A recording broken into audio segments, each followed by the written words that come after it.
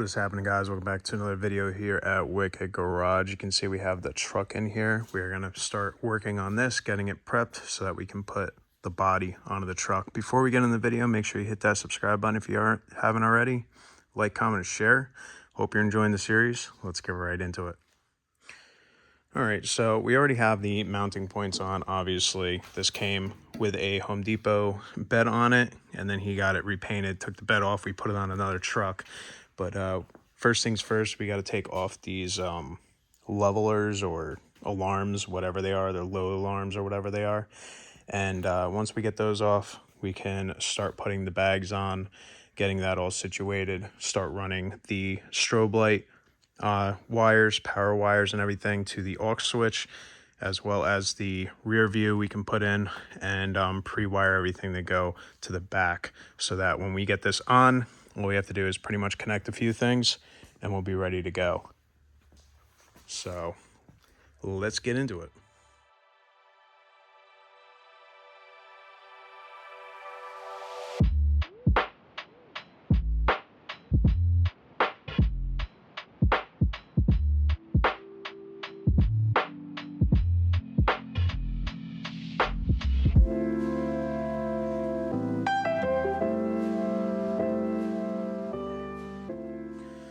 All right, so we just unpackaged the max speed rods, F250, 350 Super Duty Airbag helper springs or helper bags, and wouldn't be any different than if you were to get a Firestone setup or any of the other setups.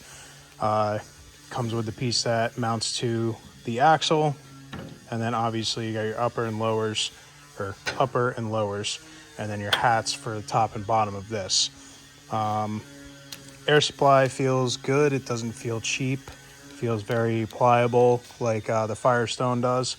And everything else, they give you all the hardware, probably a little bit extra. I do like that they have these stainless steel elbows now. They used to come in plastic, and what I had problems with is those blowing out or breaking or snapping. So they must have updated all the kits to have this kind of thing, and it definitely helps out a lot. So we're going to get into installing these shortly. Obviously, we got these out. They were a little bit of a pain. We had to pop the clips out that go up top, and we're going to replace those with clips that come in a kit. But the extra, I guess you can call them timber ends, are off, as well as the leveling or load alarm, which all the Home Depot trucks have on it. He doesn't need it on here. I don't even know if they work, but we took those off. We're going to get the rest of this on. Once that's all done, we'll start running wires for the rear view, which we got to take off, as well as the strobes.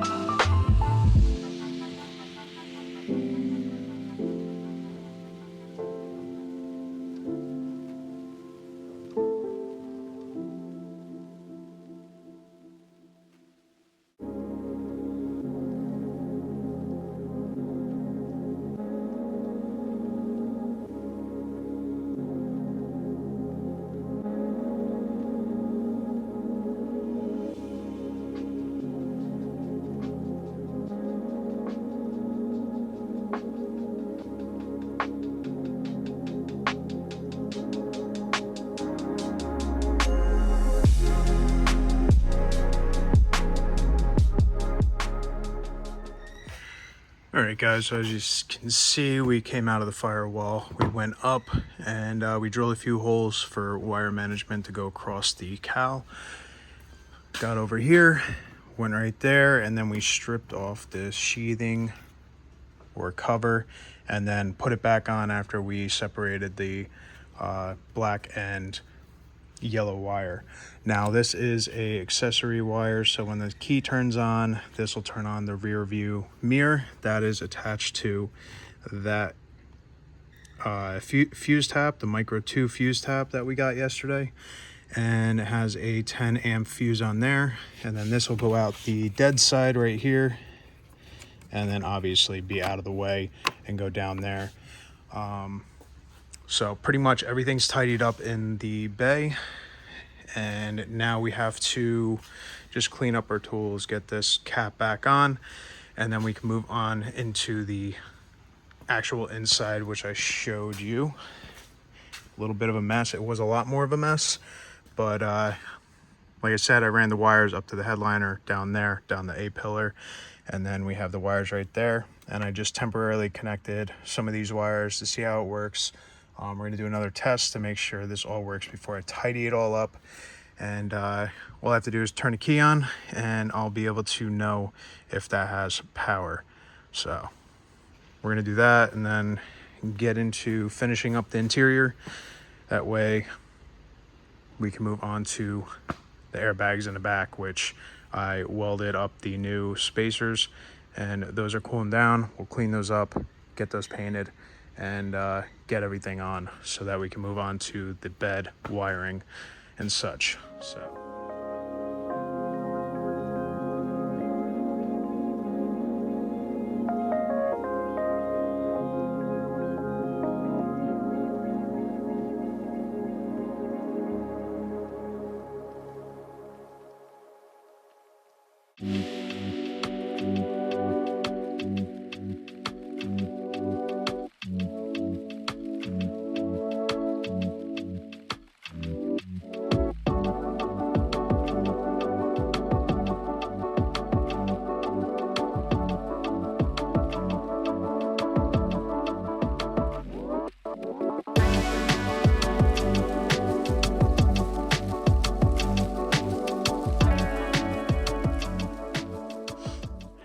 all right, guys, we got the bags installed. These spacers worked out perfect. Everything was modified to fit and fits perfect now. They're completely installed. The air is ran. We currently have 40 PSI in it. We're going to let it sit overnight and see if there's any leakage. Shouldn't leak. There's no leaks going on, so it should be at 40 still in the morning. I wrote it down right here. So 6 p.m., 40 PSI. We'll see what happens in the morning.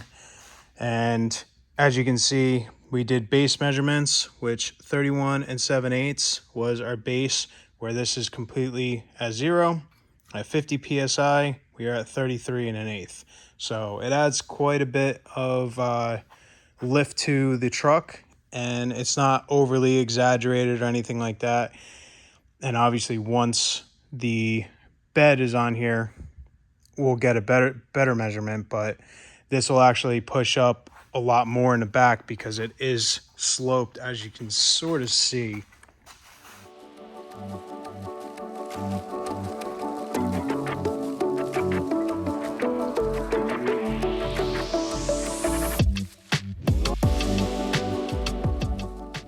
All right, guys, we are currently doing wiring in the dark as we do not have power because it's very windy, and I guess a tree decided to break or something happened, but we are going to do what we can.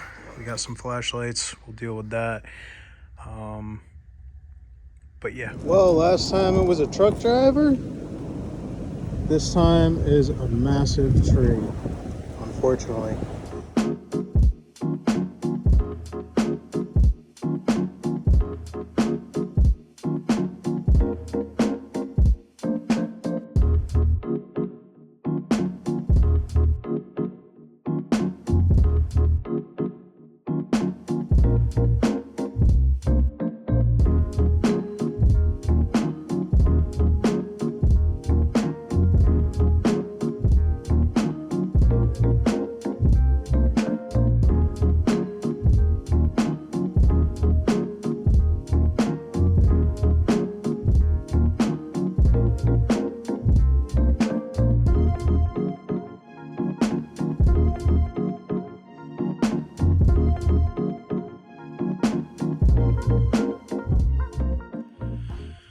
All right, guys, wiring's going good. Lights are in. We're just trying to get everything else where it needs to run. There is a few wires that I have to connect because I have to drill holes like I did on this side through the beams so that we can run the wire through. It also will act as like a wire management and pull it up in the air out of the way so you don't see it like this side. It looks nice and clean. There's still some zip tying to do behind there, but it's a lot cleaner right now. We wired everything up there, and in the back you've seen the strobes work, which is great. We have a absolute mess right there, as you can see. That's just the strobe wires, and then obviously the wires all coming together from the taillights, the markers, the tops, taillights, and markers. So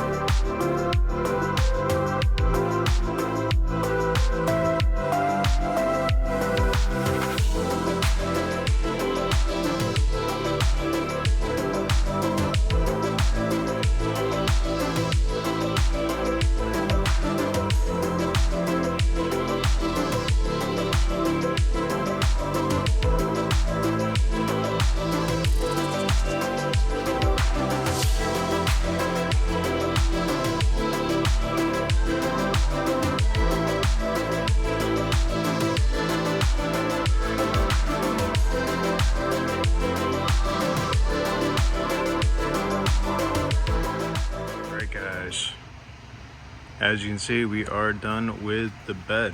We just have to throw the blower and the weed whacker and some other things in this, and it will be good to go. You can see these open up now. They're nice and tight. We have our weather seal all the way around, as well as some door edge guards so that you don't hit a blunt edge of the steel. Really like these handles. They're lockable. They're 3-point capable, so that's nice to know. We probably will be changing the hinge setup on the doors and the tailgate once we move on to the next one, and then we are going to do the Raptor liner instead of this. Came out good. It looks good. It's like a textured gloss Raptor liner, but I think the Raptor liner will be a lot better to deal with and have as a finish on this. It'll be a lot harder. This is still soft, so it's probably going to take a while for it to like fully cure, but we got our reverse camera back here, our license plate lights, all the strobes work. We got our aluminum pieces on. These were a great addition to the bed, as obviously the tailgate is being lifted up every single time they have to unload and load the mower. So it's a lot easier to have this lift system on it because it just helps with the ease of use. Plus it has this locking mechanism that really worked out great on here. Had to modify a little bit, had to cut this because this is a wider setup.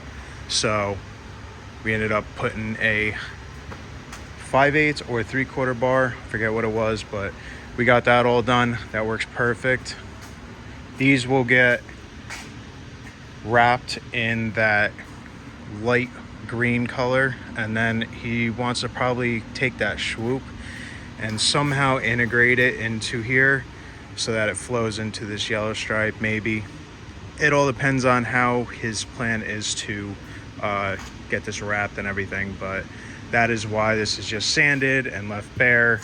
I just had to clean it up, had to get all the gunk off of it and whatever else was on it. We have 8 bolts in it, but there is another 6 that have to go in, so I'm going to give that to him for when he's finished. And then yeah, everything is done. The reverse camera, which is actually the rear mirror, works beautifully. It shows everything back here. It made it a little bit easier to back up as well, and it's a constant rear view camera, so you're always going to see behind you. The strobes work phenomenally. When this is down, you can see through the grating, and it worked out so well with this entire setup. I'm happy with it. The customer is extremely happy with it.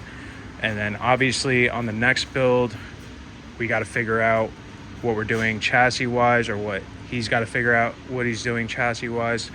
I am pushing him towards an 84-inch setup because it's just a lot better to spread the axle out, have a heavier duty setup than this 250. Obviously, this is what he had to work with. This is an R&D bed, so this is the this is the second iteration of what he wanted. And obviously, we got to do some tweaks off of this as we go, as he uses it during the season and everything. And we'll obviously do it for the next one. So with that being said, I appreciate you guys watching the video, watching this series, and I hope you're excited for the next series that's coming up, because that build is going to be crazy, and we're starting that soon as well. So I hope you guys enjoyed the video. Like, comment, share, and most of all, subscribe so you can keep on following us and watching what we do next.